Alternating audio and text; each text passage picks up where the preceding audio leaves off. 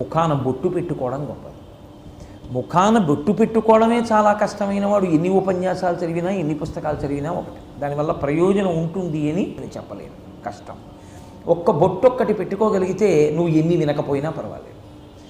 అందుకే ఆచరణ ప్రధానంగా ఉంటుంది సనాతన ధర్మంలో. ఇది లోకానికి చెప్పాలి. అందుకే తాను ఉపనయనం చేసుకున్నారు, చేసుకుని వేదాధ్యయనానికి వెళ్ళారు. బ్రహ్మచార్యములో ఉన్నటువంటి శంకర భగవత్పాదులు బ్రహ్మచారిగా ఉండగా ఆయన గురువుగారి యొక్క మాట ఔదల దాల్చి భిక్ష కొరకు వెళ్ళారు అగ్రహారము. శంకరాచార్యుల వారి జీవితంలో అదే ప్రథమ ఘట్టం. ఆ శివగురువు శరీరాన్ని విడిచిపెట్టేశారు శంకరాచార్యుల వారికి చాలా చిన్న వయస్సులోనే. అమ్మగారు వైధవ్యం చేత వృద్ధాప్యం చేత ఆవిడ బడలిపోయింది. ఆవిడ బాగా కృషించిపోయింది మనిషి. ఉన్నదొక్కగానొక్క కొడుకు. ఆ కొడుక్కి పెళ్లి చేసి కోడలు వస్తే చూసి సంతోషించాలని ఆవిడ కోరిక. ఏ పిచ్చి తల్లికి ఉండదు లోకంలో ఆ కోరిక. ఆవిడ ప్రతిరోజు కాలడి అగ్రహారం నుంచి నడుచుకుంటూ పూర్ణానదికి వెళ్ళి స్నానం చేసేవారు. ఒక పర్వదినం వచ్చింది. ఆవిడ పెద్దవారైపోయారు. దానికి తోడు మనస్సు చితికిపోయింది. కష్టం వచ్చినప్పుడు చితికిపోయినటువంటి మనస్సు వల్ల శరీరమునకు ఉన్నటువంటి బలము కూడా శోషించిపోతుంది. శరీరమునకు బలం లేకపోయినా మనస్సు జవంతో ఉంటే మనిషి చాలా సాధిస్తాడు. మనస్సు చాలా ముఖ్యమైనది. భర్త శరీరాన్ని విడిచిపెట్టిన కారణం చేత అప్పటికే ఆవిడ బాగా శోషించిపోయారు. ఆ తల్లి శంకరులతో బాధపడ్డారు. ఏమయ్యా పర్వదినం, కానీ అంత దూరం నడిచి వెళ్ళి పూర్ణానదిలో స్నానం చెయ్యాలి, వెళ్ళలేకపోతున్నాను పెద్దదాన్ని అన్నారు. శంకర భగవత్పాదులు ప్రార్థన చేశారు పూర్ణానదిని. అప్పటికి బ్రహ్మచారి, చిన్న పిల్లవాడు, శంకరుల గురించి ఎవరికి తెలియదప్పుడు. అటువంటి రోజుల్లో ఆయన నదికి నమస్కారం చేశారు. మా అమ్మ అంత దూరం వచ్చి స్నానం చెయ్యలేకపోతాను, కాబట్టి ఓ నది, నీవు నీ ప్రయాణ మార్గాన్ని మార్చుకుని మా ఇంటి ముందు నుంచి వెళ్ళవలసింది అని అడిగారు.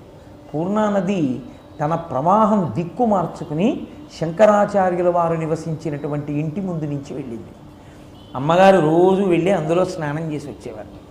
శంకర భగవత్పాదులు సాక్షాత్తు శివావతారమైన అమ్మకి ఎంత గౌరవం ఇవ్వాలో, అమ్మ రుణం ఎంత తీర్చుకోలేనిదో మనకి నేర్పారు శంకర భగవత్పాదులు.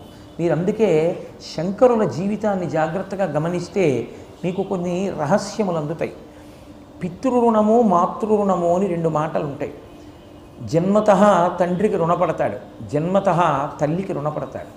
ఇందులో పితృరుణం తీర్చేసుకోవచ్చు. ఎలా తీర్చుకోవచ్చు అంటే దానికి ఒక ప్రత్యేకమైనటువంటి యాగం ఉంది. ఆ ప్రత్యేకమైనటువంటి యాగాన్ని చేసినటువంటి వాళ్ళు సౌత్రామణి అని ఆ యాగానికి పేరు.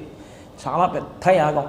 ఆ యాగం చేస్తే పితృరుణం తీరిపోతుంది, అమ్మ రుణం తీరదు. అందుకే సన్యాసికి ఒక నియమం ఉంటుంది. సన్యాసికి అందరూ నమస్కారం చెయ్యాలి. అందరూ అన్న మాటలోకి తండ్రి కూడా వచ్చేస్తాడు. సన్యసించిన తరువాత ఆయన కూర్చుని ఉంటే తండ్రి గారు కూడా ఒకవేళ భక్తులతో పాటుగా వరుస క్రమంలో వస్తే తన తండ్రి కూడా, పూర్వాశ్రమ తండ్రి అంటారు, పూర్వాశ్రమంలో తండ్రి ఇప్పుడు సన్యసించినటువంటి వ్యక్తి పాదములకు నమస్కారం చెయ్యాలి. కానీ అమ్మగారు వచ్చారనుకోండి, సన్యసించిన వారు కాదు, పీఠాధిపతులైనా సరే లేచి నిలబడి ఆదరంతో నమస్కారం చేయాలి. ఏదో ఇలా నమస్కారం కాదు, అత్యంత భక్తి శ్రద్ధలతో అత్యంత ఆదరముతో నమస్కారం చేయాలి. అందుకే అమ్మ విషయంలో మాత్రం మినహాయింపు ఇవ్వలేదు శాస్త్రం. అది సన్యాసికి కూడా ఇవ్వాల.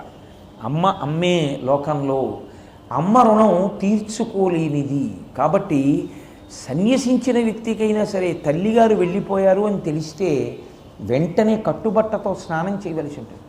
చంద్రశేఖరేంద్ర సరస్వతి, నడిచే దేవుడు, కామకోటి పీఠాధిపత్యం వహించిన మహాపురుషుడు అపర శంకర భగవత్పాదులు.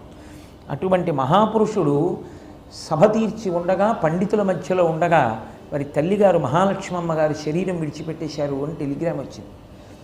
వారు అది చదివి ఏమీ తెలియని వారిలా, వారికి తెలియందేం లేదు. ఇంకో శంకరాచార్యులు వారు, పరమాచార్య స్వామి అంటే ఆయన, సన్యాసి తల్లి శరీరం విడిచిపెడితే సన్యాసి ఏం చెయ్యాలి అని